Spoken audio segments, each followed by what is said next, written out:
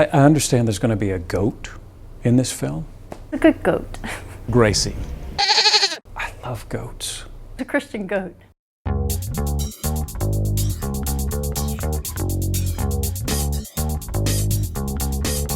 This project has been a passion of mine for almost 3 years. David was working on this script about the parable of the prodigal son and putting together a very engaging, modern treatment of that old story. We all know the story of the son who runs away. I mean, we've all been that son. It's a great film about telling the prodigal son from both sides of the issue. The message of the prodigal is kind of the foundation of Christianity and the message of the gospel. I read Luke 15, and here's Jesus talking to the sinners and tax collectors. They're the outcasts. And here's Jesus, a Jewish teacher, talking to them, accepting them, relating to them as equals. And he also wants to teach those who are already in the church that this isn't something you earn. And so Jesus launches into these three stories: the lost sheep, the lost coin, and the lost son.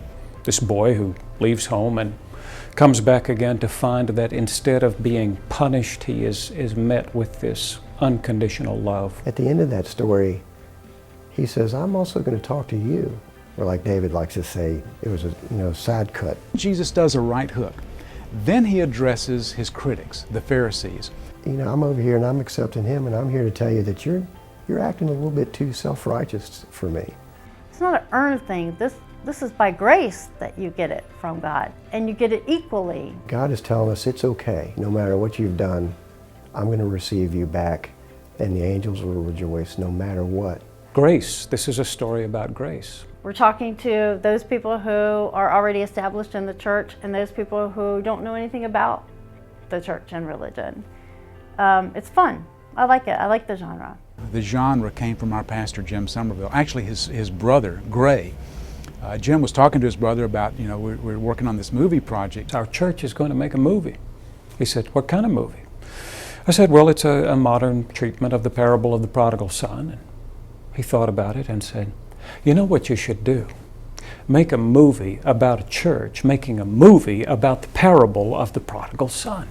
We heard that idea and we thought, And then the more we thought about it, we thought, hey, that could work. The movie industry as a whole, it's either very vanilla and very Christian, or it's the opposite way around, and there's no middle ground. This seemed like it might be a way to get the gospel truth across to people who wouldn't otherwise watch a churchy film. It's a comedy. It's real heavy on the sarcasm, and it's a parody. Everything is blown way out of proportion. There are some people who will probably resent being poked fun at.